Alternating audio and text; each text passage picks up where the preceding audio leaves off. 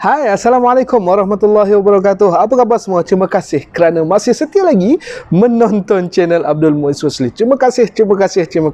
Saya mohon maaf kepada para penonton sekalian kerana saya tak dapat nak balas satu persatu pertanyaan kalian di ruangan komen kerana banyak sangat saya terima persoalan daripada anda semua, sama ada melalui IG, sama ada melalui WhatsApp, sama ada melalui Facebook dan sebagainya. Jadi saya mohon maaf kerana tak dapat menjawab soalan anda, dan saya harap insya-Allah ada rakan-rakan lain yang sudi menjawab pertanyaan daripada rakan-rakan yang bertanya di bahagian komen.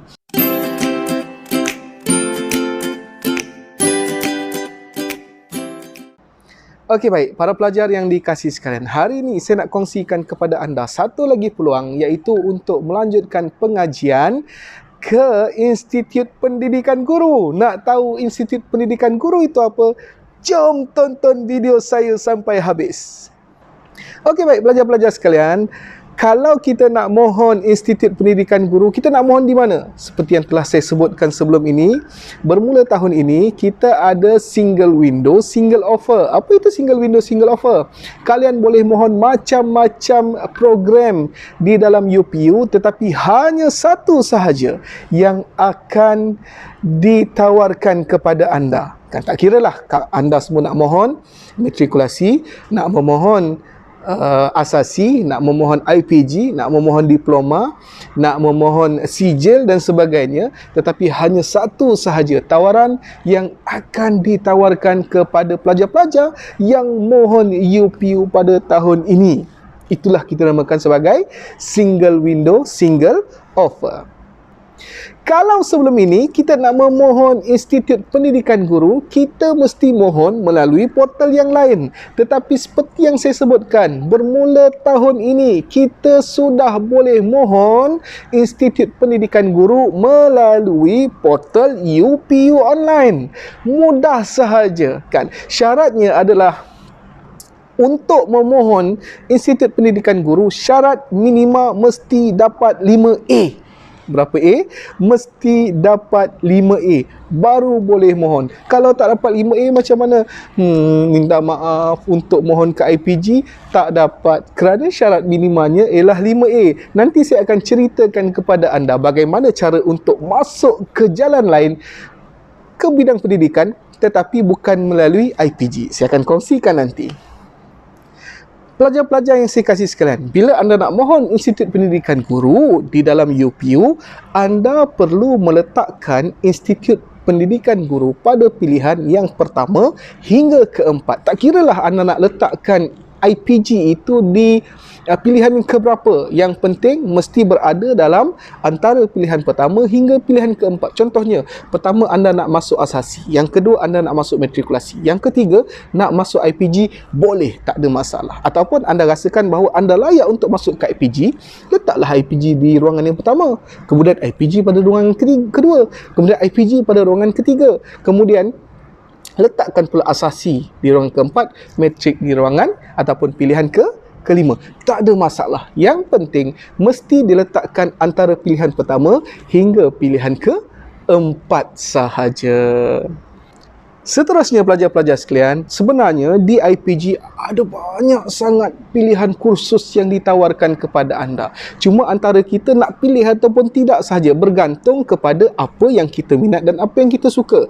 Kalau boleh saya kongsikan kepada anda, ada beberapa bidang di bawah permohonan IPG ni, antaranya adalah bidang bahasa, kemudian bidang sains teknologi, kemudian bidang seni, kemudian bidang sosial, kemudian bidang pendidikan awal kanak-kanak dan bidang pendidikan khas. Okey, baik, saya nak kongsikan kepada anda dari segi bidang bahasa pula, ada beberapa kursus yang ditawarkan, antaranya ialah bahasa Melayu, bahasa Inggeris, bahasa Iban dan bahasa Kadazan Dusun. Maknanya jika anda orang Iban ataupun orang Kadazan Dusun yang mahir kepada bahasa-bahasa tersebut, mana anda boleh mohon kursus itu. Seterusnya, di bawah sains teknologi ada matematik, ada sains dan ada reka bentuk. Kemudian di bawah seni pula ada muzik, ada seni visual, dan di bawah sosial pula ada kaunseling, ada pendidikan Islam dan ada sejarah. Dan pendidikan awal kanak-kanak itu dia hanya satu bidang dan itu jugalah kursusnya. Dan bidang terakhir ialah pendidikan khas. Ada masalah pembelajaran, iaitu orang kata macam lembam, kemudian penglihatan, iaitu kita belajar menggunakan braille, dan pendengaran, iaitu bahasa isyarat. Okey, baik. Sebenarnya ada lagi kursus baru yang boleh anda mohon. Tetapi kali ini khusus untuk mereka yang betul-betul cemerlang mendapat minima 7A. Berapa A? 7A, iaitu program pengkhususan pelajar cemerlang ke luar negara, iaitu pendidikan Islam. Dan yang kedua, program berkembar bahasa Perancis dengan pendidikan. Untuk yang pertama ini, yang saya dimaklumkan, mereka ataupun pelajar yang berjaya akan dihantar ke Jordan untuk melanjutkan pengajian di sana. Wow, untung tak? Sangat untung kan? Dahlah ditaja kan, kemudian balik pula kebaran kalian untuk mendapat kerja itu sangat tinggi. Belajar luar negara pula tu, syok tak? Syok. Tetapi khusus untuk pelajar-pelajar yang cemerlang yang mendapat 7A dan ke atas sahaja. Jadi kepada anda yang berminat untuk menyambung pengajian ke luar negara, terutamanya dalam bidang pendidikan Islam, boleh mohon program pengkhususan pelajar cemerlang ke luar negara melalui IPG. 7A sahaja boleh mohon, insya-Allah. Kalau nak mohon yang lain juga pun tak ada masalah. Yang penting permohonan mesti dibuat antara pilihan pertama hingga pilihan ke berapa? Ya, pilihan keempat. Memang terbaik. Hebat anda semua. Ada soalan yang ditanya, cikgu, dalam banyak-banyak ni macam mana kita nak pilih apa yang kita minat? Okey, baik. Kaunselor di UPM ada mencadangkan bahawa bagaimana cara untuk memilih kursus di IPG ni ialah cuba kita tengok dalam banyak-banyak subjek apa yang kita rasa kita boleh baca dalam pada masa yang lama, dan kita boleh pula enjoy dengan bacaan kita, dan kita boleh ajar pula kepada orang lain. Dan itulah pilihan subjek yang perlu kita letakkan sebagai keutamaan. Contohnya kalau kita suka bahasa Melayu, kita letakkan bahasa Melayu sebagai yang pertama. Kalau kita ralit menjawab soalan matematik dan sebagainya, letakkan pilihan matematik sebagai pilihan yang pertama. Okey, baik. Ada juga pilihan guru kaunseling. Jadi bila sebut saja guru kaunseling ni, yang pertama sekali, sekiranya anda bekas PRS, maka itu adalah merupakan kredit buat anda, kan? Dan sekiranya anda suka bantu orang, yes, itu juga salah satu kredit untuk anda, insya-Allah. Dan insya-Allah pasti akan memudahkan anda apabila menghadiri sesi temu duga nanti. Okey, baik pelajar-pelajar sekalian, bila kita sebut tentang ujian ataupun temu duga, dia ada dua sebenarnya. Yang pertama kita namakan sebagai ujian imsak, dan yang kedua temu duga. Temu duga. Dalam ujian imsak ini ada dua lagi perkara yang akan dinilai. Yang pertama ujian bertulis, yang kedua ujian fizikal. Ini akan dinilai pelajar-pelajar sekalian. Okey, baik, kita tengok apakah ujian bertulis itu. Ujian bertulis dia ada dua bahagian. Bahagian A iaitu 120 soalan dan perlu dijawab dalam masa 30 minit. 120 soalan 30 minit. Bapa! Jangan risau, sebab soalannya jawapannya hanya ya ataupun tidak saja. Kan jadi tak ada masalah pun. Yang kedua, bahagian B, 60 soalan merangkumi jawapan dia. Sangat setuju, setuju, tidak setuju dan sangat tidak setuju.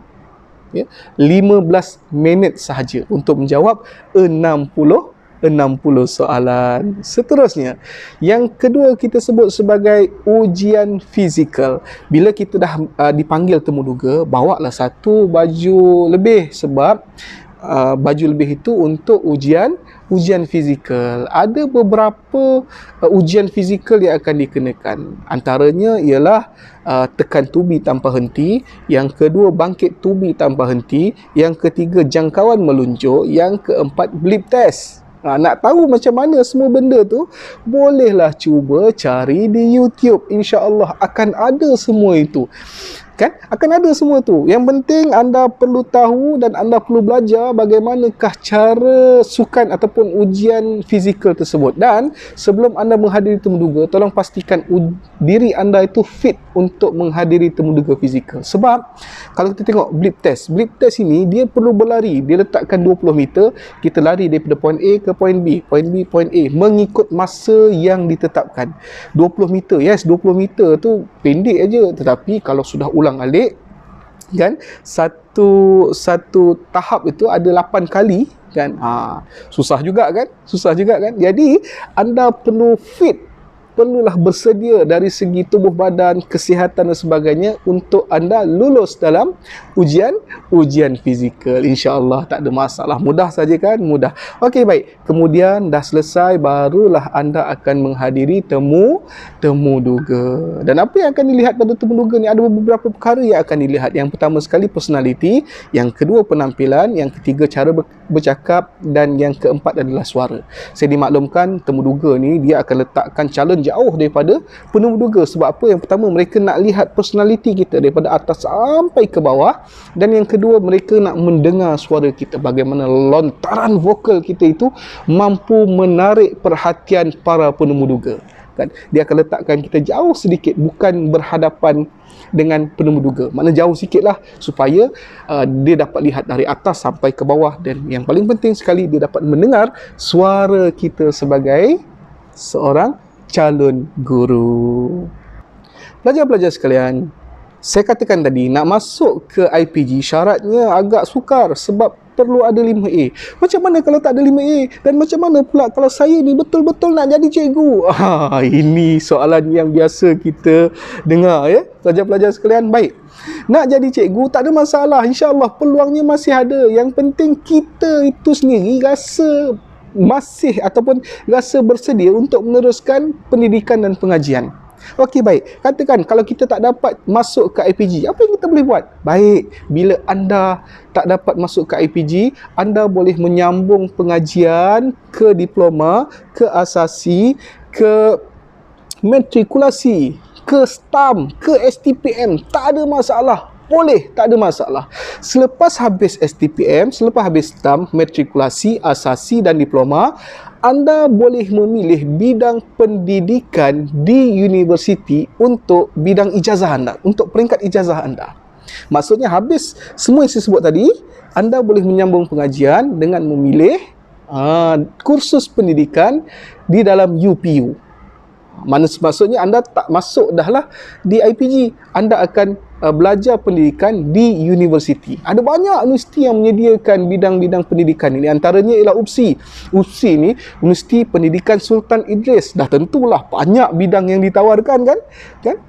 Yang kedua boleh mohon UKM. UKM ada fakulti pendidikan. Yang ketiga UM pun ada fakulti pendidikan. UPM pun ada tawarkan bachelor pendidikan. UiTM, UUM, UIA, UTM, Unimas, semua ada. Kalau anda buka dalam e-panduan UPU, cuba tengok carian program, ada lebih 80 program yang menawarkan kursus pendidikan kepada lepasan ijazah, lepasan STAM, diploma, matrik, asasi dan STPM. Wow. Jadi, kalau anda rasakan anda tak berjaya untuk dapat masuk ke IPG, jangan risau. Peluang selepas STPM, lepas asasi, lepas matrik, lepas diploma, lepas STAM lebih besar daripada lepasan SPM. Jadi, kalau tak dapat jangan risau, perjalanannya masih ada. Yang penting kita nak belajar saja. InsyaAllah semuanya akan boleh diselesaikan. Okey, pelajar-pelajar sekalian, kalau di sekolah rendah ataupun di IPG, dia ada ujian INSAP, tetapi untuk masuk ke universiti, dia ada ujian yang kita namakan ujian MATC. Ujian MATC ni tak samalah dengan ujian INSAP. Katanya mungkin lebih susah sikit, tapi tidak ada ujian fizikal. Antaranya ialah ujian selama 1 jam. Ujian MATC lebih mencabar kerana 300 soalan perlu dijawab dalam masa 1 jam. Soalan berbentuk ya dan tidak, jadi kita kena jujurlah. Habis itu baru ada temu duga. Ada beberapa perkara yang dinilai berdasarkan soalan-soalan MATC tersebut. Pertama, personality.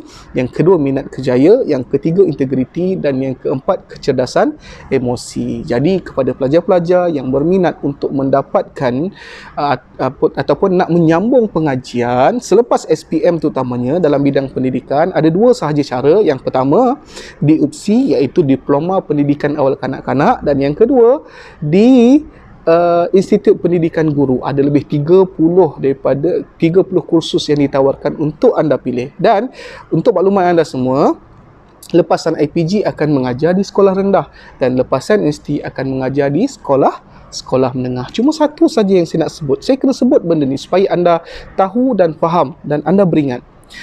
Untuk lepasan universiti, terutamanya bidang ijazah pendidikan, sebenarnya konsepnya adalah berkonsepkan open market. Maksudnya anda tidak akan diberi jaminan untuk ditempatkan di sekolah selepas habis belajar, terutamanya dalam bidang pendidikan. Itu yang anda kena tahu dan itu faktanya.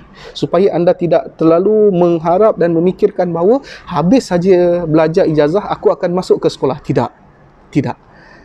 Tidak ada jaminan. Tetapi insya-Allah pasti ada jalan. Jangan risau. Yang penting kita belajar. Okey, baik pelajar-pelajar sekalian, saya kira setakat itu saja video saya kali ini. Minta maaf sekiranya ada salah silap sepanjang saya berinteraksi dengan anda, terutamanya dalam video pilihan IPG kali ini. InsyaAllah jika ada rezeki kita akan berbicara lagi dengan tajuk yang lebih luas dan yang lebih mendalam, insyaAllah. Jadi kepada anda semua, terima kasih kerana sudi menonton. InsyaAllah jika ada rezeki kita akan jumpa lagi. Fikir-fikirkan, mudah-mudahan segala impian kita akan menjadi kenyataan. Assalamualaikum warahmatullahi wabarakatuh.